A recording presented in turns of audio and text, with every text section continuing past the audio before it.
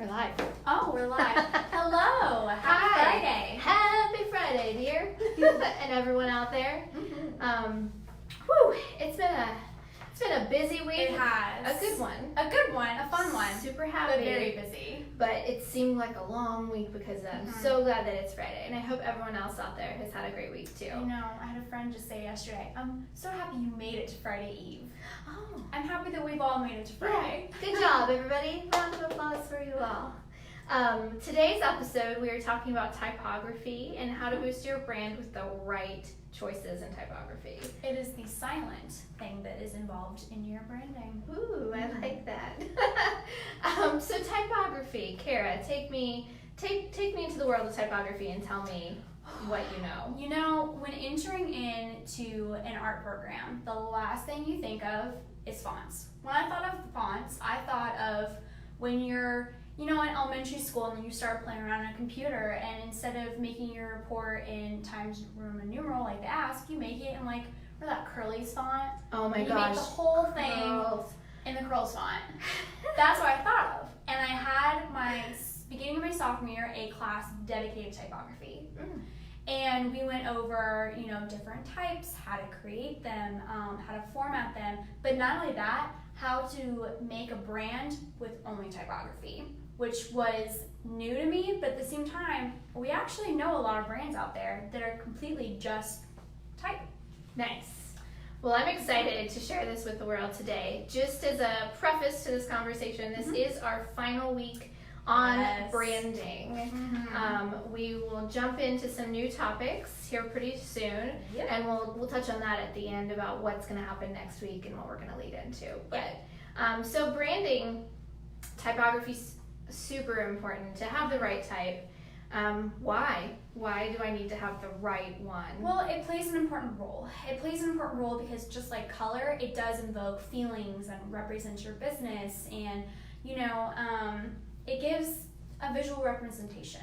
And so you want to make sure you have the right font that kind of goes along with your business. If you're a beauty blogger, you might pick something that's romantic or a little bit more feminine. Whereas if you're a technology company, you might want something more modern with, more straight lines and not as curly of edges. But you definitely always want to make sure it's easy to read. That is such a crucial piece. You don't use a curly font for your Curls text. is never a good idea. Never.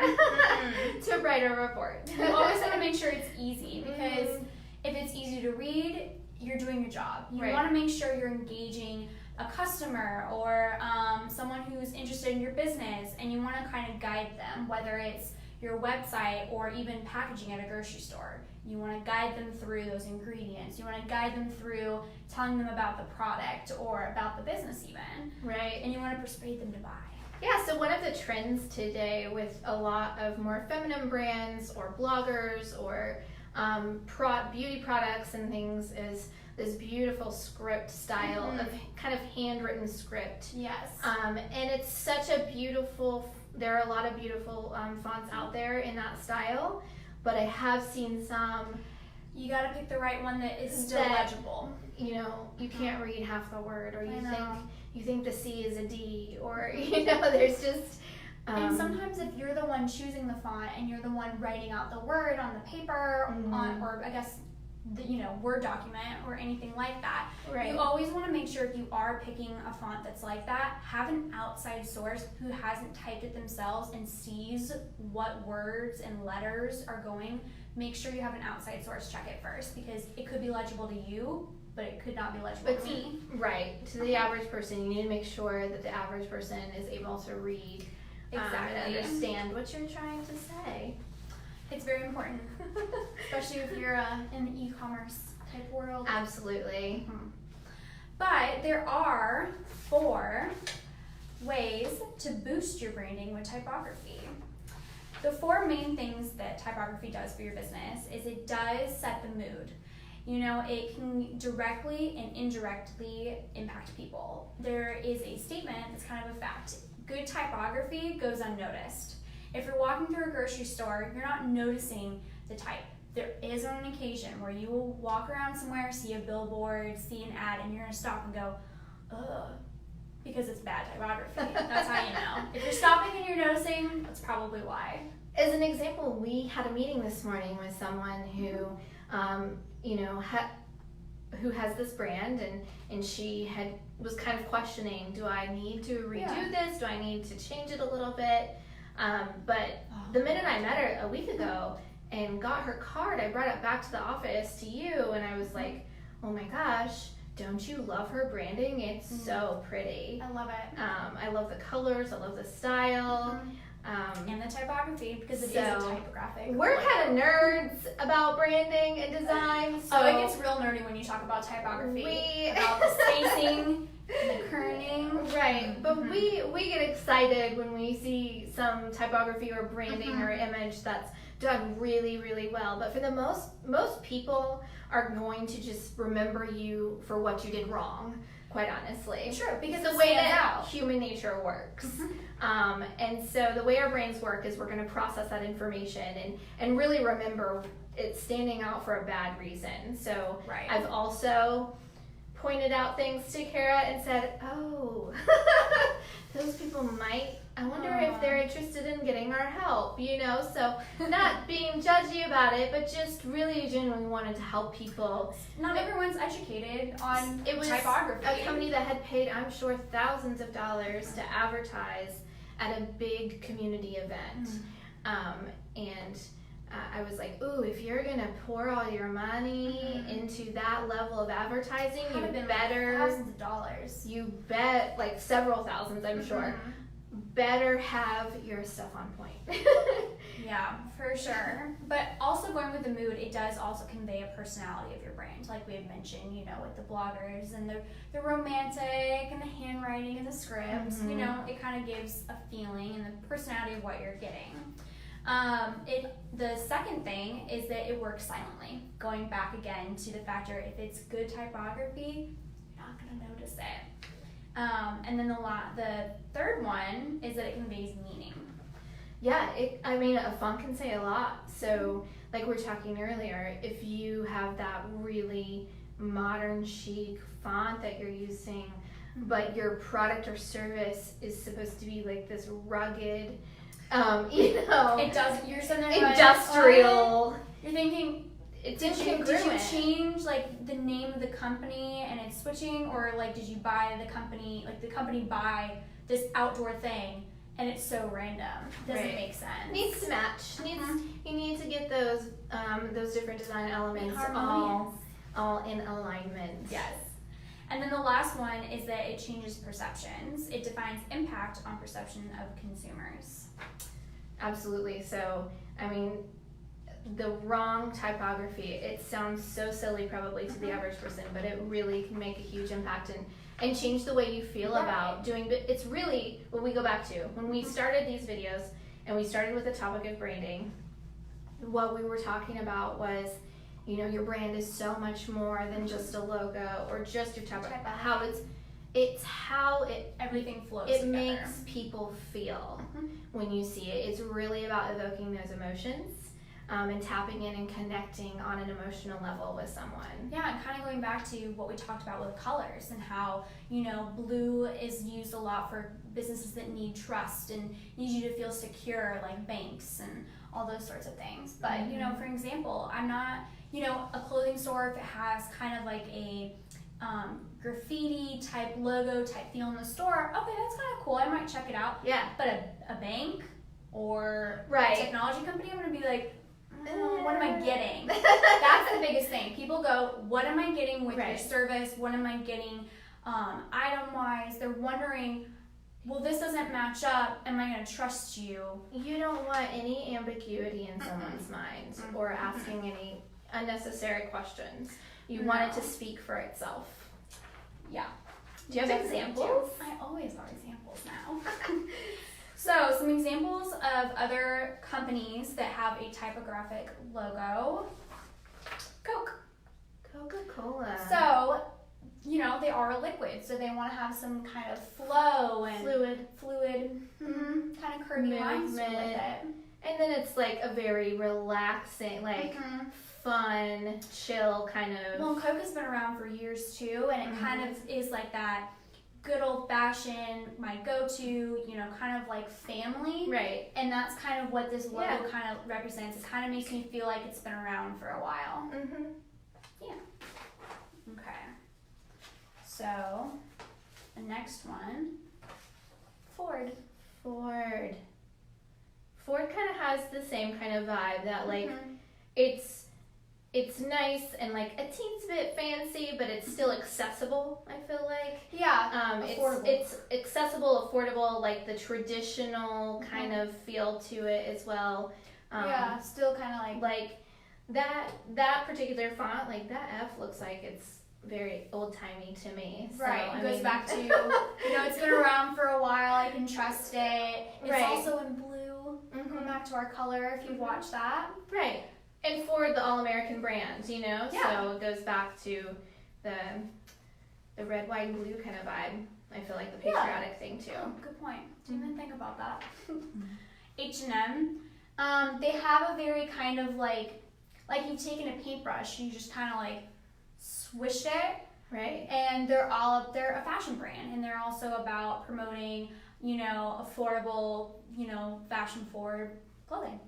Yeah, it's fun, it's modern, it's a little bit edgy, but it's over legible. It's not over the edge. Yeah, yeah. Still kind of trustworthy. Right. Yeah. Okay, we will do Pampers. All right. Very kid-like. Definitely. Mm-hmm. Yeah, the bubbly, Yes. kind of rounded edges Mm-hmm. are very childlike. I feel like these letters represent every single year at school when my teachers have everything labeled, or they would like write your name on the stuff for you. I feel like this is every like teacher, Elementary School, educators' yeah. handwriting. Yes.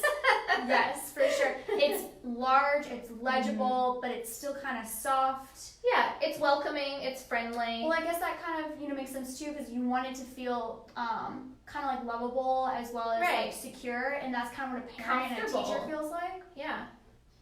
I'm impressed with myself. We have too much fun with this. All right, Budweiser. Ooh, Budweiser. Ignore the pink stripes. Sorry. My printer decided to do that. Ran out of ink. We gotta get you some more ink. Yeah. Budweiser is kind of on the same level. I feel like it's a brand that's been around for a long time, and you can see that just from their style. It's kind of with like a little retro kind of throwback look to it. If you're gonna do a script font, a good example because it's legible. It's you clean. Can see every single letter. Right. No one letter on there looks like some other letter that could be confused with. So. Unless you don't really know how to read calligraphy. Well, Then maybe. Well, then you got a whole bunch of other problems. The But only letter you can really do that is an S, but. Alright, the last one. Ooh, Vimeo. That's a fun one. So Vimeo, if you're not familiar with, which I think most people are, but maybe some of our viewers aren't. Vimeo is a video a place where you can upload and share videos from. Yeah. So it's young, it's fun, it's vibrant. I think it looks accessible and friendly. It's not too serious. Yeah. That's about it. I nailed it. I passed my test. There you go. Ooh, I about knocked over the flowers. Oh, hello. Typical. Could have been tragic. I mean, we're live. We can't fake it. There's no editing And why here, would we? so, That's just who we are. I mean, I usually trip every day. if so you it's know okay. me, you know I'm clumsy. That's just a fact. Has been my whole life. It's really not great that we're both clumsy, but We're kind of a mess in that way. in that way, not always. It's endearing. If it's endearing to you and you know us, please comment and validate us right now if you don't mind. But at the end of the day, typography is something we all use in the everyday life. It's on the everyday products we use. You use it when texting. You use it when you're writing notes. If you're in school, if even you're creating a business plan, you're writing a blog. Typography's Everywhere. It's everything. But no one notices. And it means so much more than meets the eye initial, or what you would think on a surface level.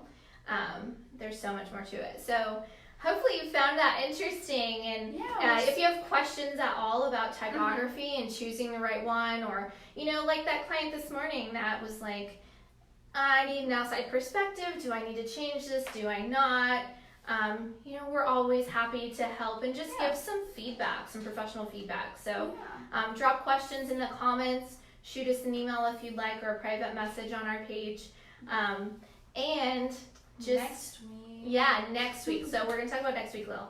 So next week, since we're in between different topics, so we're going to go from branding into social media next, but we're not going to do social media next week.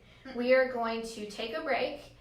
We'll still come and be live, but we are going to have just a Q&A, like a free-for-all. We're having a true live story where you comment below, you ask us your questions, we will look at them and answer everything we've talked about in the past, what has it? A month and a half, 2 months? I was going to say, it's been almost 10 or 12 weeks now, I think, that we've been talking about branding. So if you have any questions related to branding at all, or just anything else marketing-wise, we'll be happy to jump in and answer your questions. So tune in next Friday, let's say noon.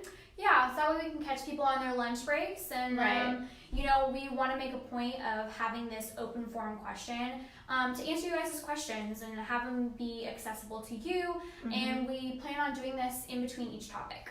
And if you can't jump on live next Friday, go ahead and send them to us in a private message, and we'll have a list ready to go of all the submitted questions as well. Yeah. And we'll give you a shout out. So real quick, I'm going to jump up and give you guys a little view. So we're not in you might be looking at this and going, this is not their office. It's not. It's actually an office 2 doors down in the BizConnect Hampton Roads Resource Center. And our neighbors have moved out, and so this office is available for rent. So I thought, I love the bright colors in here. The shelves and the table, and the room is bright. A nice office. It's very nice. So I'm going to actually grab the camera off the stand for a second. See if I can do a little tour. Show you this office space. So this is, it's really cute. I love this office. So there's shelving, there's a nice window. You can get your logo on the window. Sure, from the hallway, maybe. Yeah, so it's a really nice size place. And then I'll show you from out here, the tour from out here. So yeah, so that's it. Come, if you're looking for a space or someone who might be, come check it out. We checked in on this post at BizConnect, so you can actually go to the page, message Laura, and get more information from her about being our office neighbors. So that's our shameless plug, and thanks for tuning in. We'll see you next week. Bye.